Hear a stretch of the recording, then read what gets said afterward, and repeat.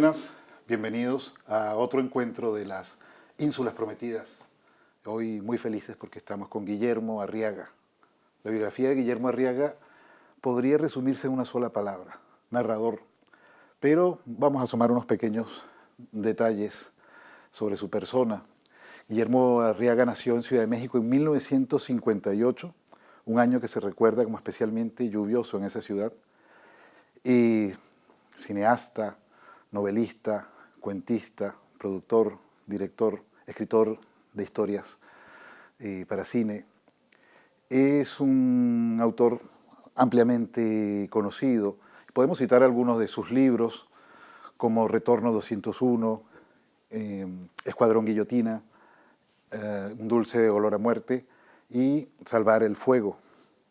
Es un escritor que ha ganado el Festival de Cannes como guionista y el Premio Alfaguara de novela. Es decir, como tocar el cielo en dos modos distintos de la escritura. Bueno, Guillermo, muy feliz de tenerte hoy aquí.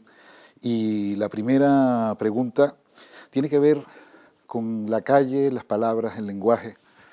Una de las cosas que más impresiona de Salvar el fuego es esa erupción volcánica de palabras que tiene, de palabras llenas de historia. Eso es muy importante, esa acotación. Pero hay muchos universos lingüísticos, hay lenguaje de frontera, hay lenguaje lírico, hay jerga carcelaria, hay lenguaje de cierta ternura. Es impresionante todos los registros que puedes notar allí. Y mi pregunta inicial sería, ¿es para el escritor importante el tema de la escucha? ¿Es el escritor quizás un cazador de palabras que contienen muchas historias? Mira, yo primero te quiero agradecer la entrevista. Tuve una ventaja desde niño y es que crecí en diversos estratos sociales. Y crecer en esos estratos sociales me ha permitido la necesidad de usar el lenguaje. No es como algunos escritores que van a hacer documentación e investigación para ver cómo suenan los lenguajes. Yo los he tenido que usar, los he tenido que acuñar porque me sirven para expresarme. Yo crecí en un barrio donde la mayor parte de mis amigos no iban, este barrio, por cierto, Unidad Modelo. Que aparece en muchos libros. Sí, aparece en una película y en 3 de mis libros. Iban a escuelas públicas, yo iba a una escuela privada. Entonces el lenguaje de mi barrio era completamente distinto al lenguaje de estos muchachitos. Y luego viajo mucho a la frontera desde los 12 años. Es un lenguaje muy particular, como se habla en el norte. Entonces también ver cómo hablaban los vaqueros, cómo hablan los campesinos, cómo se habla exactamente en la línea fronteriza, porque ahí la mezcla de español e inglés es brutal. He tenido oportunidad de viajar luego a tu país, a Venezuela, fui muchas veces. Hay palabras que me robé como cifrino. Ah, qué bien. ¿No? Sería un pijo en España. Era un cifrino. Entonces me robé también algunas palabras colombianas, venezolanas, argentinas, ¿no? La guita en Argentina, el traqueto colombiano. Entonces todas estas palabras te ayudan a conformar un personaje. Y yo siento que es importante saber a qué tradición narrativa perteneces. Y yo pertenezco a una tradición narrativa que sí quiere contar una historia. Hay escritores que lo que les interesa es simplemente hacer una exploración del lenguaje sin ninguna intención de contar una historia.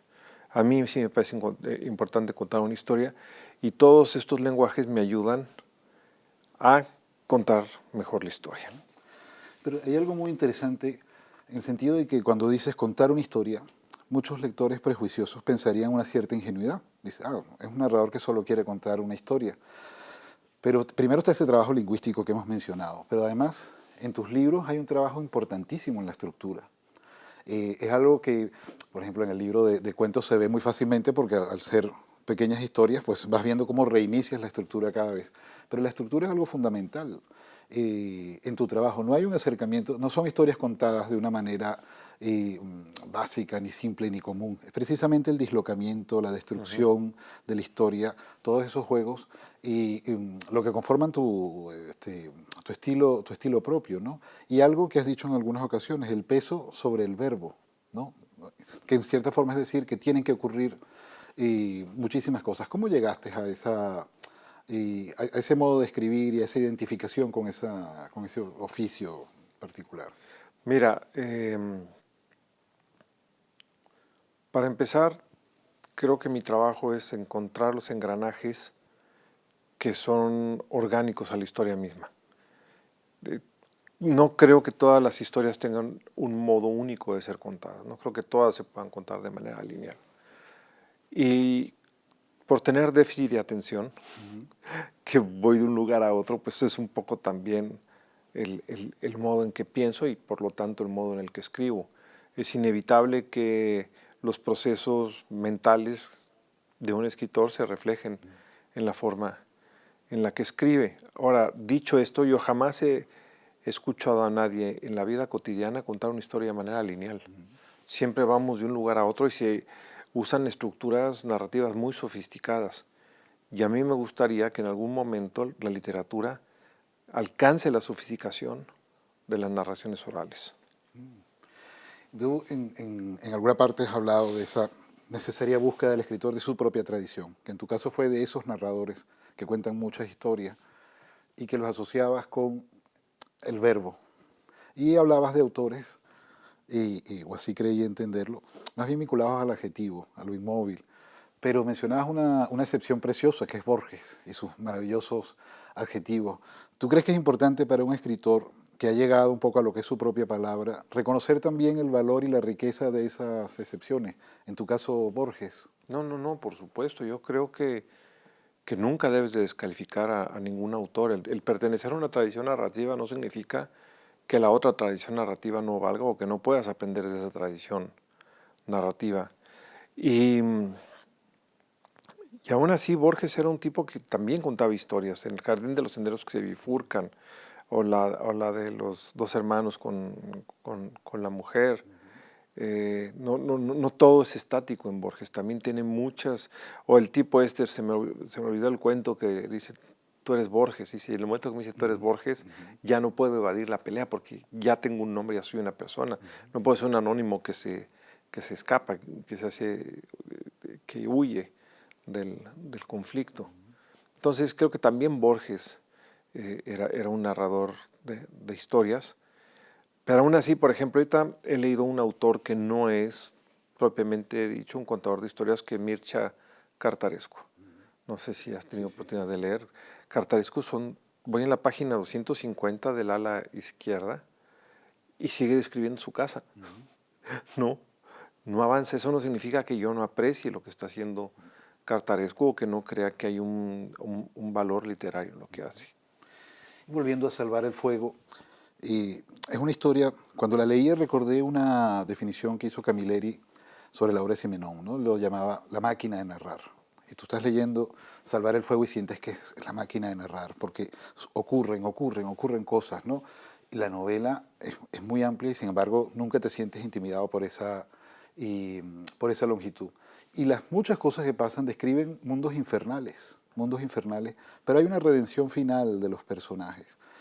Y creo que es algo común a tus libros, es decir, hay mucha violencia, hay momentos terribles, pero hay como una redención. Es una búsqueda, es tu manera de ver el mundo. Mira, la palabra redención me causa cierto escozor porque tiene una connotación casi siempre religiosa, es como el que se redime de los errores. Y yo no tengo una formación religiosa, no crecí en un hogar religioso, entonces lo que yo creo es la posibilidad de reencontrar con la persona que deseas ser y no has podido ser, ¿no? Creo que es circunstancias en las que la vida termina imponiéndose y al imponerse la vida encuentras tú caminos que no sospechabas de ti mismo, pero que son más genuinos con la persona que eres, que suceden en Salvar el Fuego, por ejemplo, sucede en El Salvaje, o sucede incluso en Amores Perros, ¿no? Más que una redención, creo que es estar más a gusto contigo mismo en las nuevas circunstancias que de manera trágica o como quiera plantearse, te han conducido. Claro, y eso me lleva a la presencia del azar y de la casualidad en tus historias, porque esas personas se encuentran con otro que los hace sentir más satisfechos, pero Probablemente en Salvar el Fuego, si ella no, su obra, su coreografía no fracasa, pues quizá no hubiese ido a la cárcel, que le transforma la vida. Pero en otros de tus libros también, en Escuadrón Guillotina. Guillotina, él está vendiendo un artefacto y de repente termina enrolado en las fuerzas militares de Villa. Y en Un dulce olor a muerte hay un hombre que encuentra un cadáver y de repente el pueblo ha dictaminado que es su novia y que tiene que vengarla. O sea, imagínate tú el azar a donde los ha conducido. Entonces, quizás la casualidad y el azar pueden llevarnos a encontrarnos con esa persona que desconocíamos y que no nos estaba destinada. Yo creo que el azar es el propulsor de aquellos que somos ateos, ¿no? Porque mientras para el religioso es Dios así lo quiso, para nosotros es todas estas variantes que se van concatenando hasta llegar a una decisión que te hace tomar una dirección a la otra. Creo que el existencialismo marcó de alguna manera la forma de pensar de mi generación y recuerda, es que la vida se hace de decisiones y el azar a lo que te empuja es tomar una decisión, que eso es lo que a mí me parece interesante, porque el azar por sí mismo termina siendo hueco. Lo que no es hueco es que ese azar te empuja a tomar decisiones, eso es lo que a mí me interesa. Claro. Bueno, ya has comentado en algunas ocasiones que el talento está sobrevalorado Sí, bastante. y que es el trabajo, el esfuerzo. ¿Cómo son tus dinámicas de trabajo normalmente? Mira, nunca sé de qué se va a tratar lo que estoy escribiendo. Tengo una idea muy vaga. Maru, mi esposa que está aquí, puede ser testigo de que me despierto y no sé para dónde va la novela y lo que me va sucediendo en el día o palabras que leo las voy metiendo a la novela y así se va construyendo la novela. En El Búfalo de la Noche procuré que cada página estuviera perfecta antes de pasar a la otra y fue un trabajo demasiado engorroso.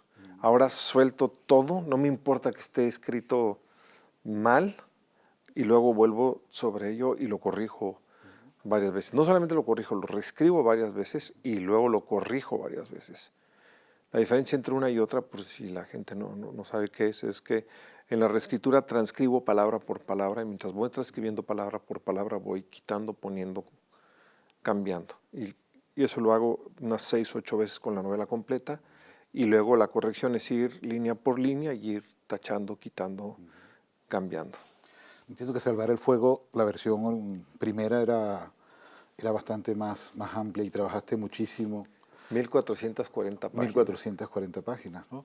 Y no hay algo de melancolía con esas 700 páginas que a lo mejor quedaron allí. No, porque es como tener melancolía por los kilos que tenías antes de entrar al gimnasio, ¿no?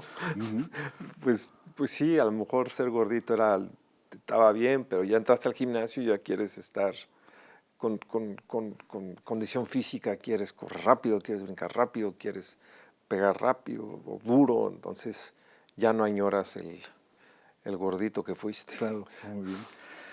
Yo creo que se puede deducir de algunas de tus exposiciones sobre el arte de la creación. Y a mí me han quedado como un par de ideas. Una es no intentes ser profundo. Si eres profundo, eso estará en la obra. Otra es cierto énfasis en el verbo, ¿no? Además, si es un ejemplo en alguna oportunidad y decías la Biblia, verbo, verbo, verbo, ¿no? Y me gustaba ese énfasis, ¿no? ¿Habría una tercera pauta en tu escritura que pudieses compartir con nosotros, aparte de estas dos, no intentar la profundidad, tener la atención sobre el verbo? ¿Habría una tercera? Mira, te voy a explicar, la del verbo viene una anécdota que me contó Eusebio Rubalcaba, que estaba en el Centro Mexicano de Escritores y había 2 maestros. Uno era Salvador Elizondo, que le decía a sus alumnos, trabajen la palabra es lo más importante.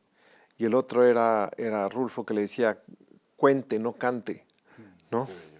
Cuente, no cante, cuente, no cante, cuente, no cante. Y me parece muy interesante esta posición de Rulfo. Creo que habla de las 2 tradiciones narrativas. Claro. Rulfo pertenece a la tradición narrativa de contar una historia. Y a mí sí me gusta el verbo es por el movimiento. A mí me gusta que haya movimiento en la obra. Sé que hay autores, Cartarescu, por ejemplo, entre ellos que les gusta que sea estática.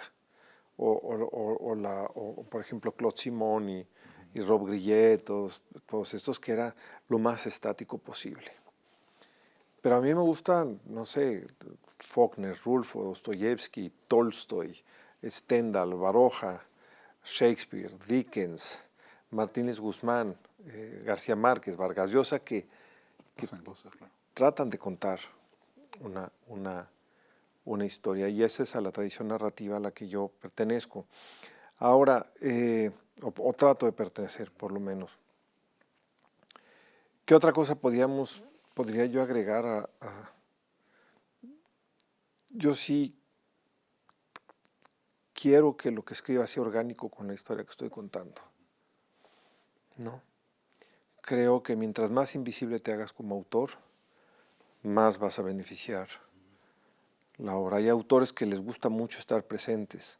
Hay tradiciones narrativas en las que a él te digan, es este autor y está aquí presente porque interrumpe constantemente la narración para meter sus ideas.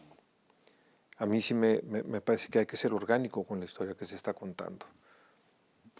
Bueno, ya para cerrar, pues lamentablemente el tiempo apremia y la conversación podría extenderse mucho, pero ya para cerrar, tú le has regalado a los lectores de poesía uno de los momentos más emocionantes del cine, que es el momento en que en 21 gramos se recita un poema de Eugenio Montejo, algo que además te costó muchísimo, como has contado. No fue sencillo que el poema estuviera allí y que generó reacciones tan bellas como que en los cines, cuando hay venezolanos, se levantan a aplaudir en ese momento, ¿no? Y los reconoces por ese momento de euforia.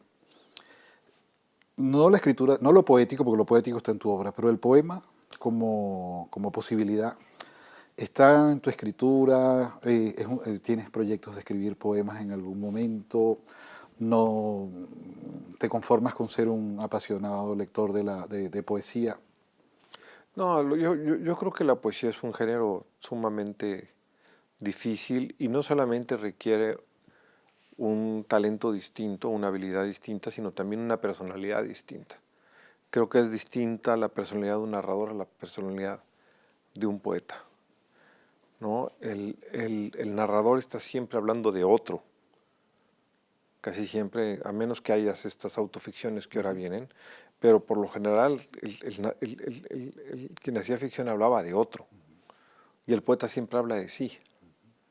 Entonces ya son dos visiones del mundo que se contraponen, y yo me siento un narrador puro. He tratado de meter algunas cosas de poesía en lo que escribo, pero no con el ánimo de hacer poesía, sino con el ánimo de narrar, de usar elementos de la poesía para narrar, por ejemplo, los caligramas que usé en el Salvaje, pero no creo que tenga el espíritu del poeta. Entonces prefiero leerlos, prefiero leer un grande como Eugenio Montejo, ¿no? Que es muy curioso, te cuento rápidamente cómo supe de él. Estoy con Jaime Aljure, mi editor, le digo que a mí la poesía no me termina de convencer, y me saca 2 libros. Estaba yo joven, tendría 34 años, me saca 2 libros. Uno de ellos es de Gil de Viedma y otro de Eugenio Montejo. Se lee estos poemas, me empecé a leer, y el que más resuena a mí es Montejo. Cuando viajo a Venezuela me consiguen su celular y no me atrevo a hablarle, y cuando le hablo digo, maestro Montejo, yo soy tal y tal, se corta la llamada.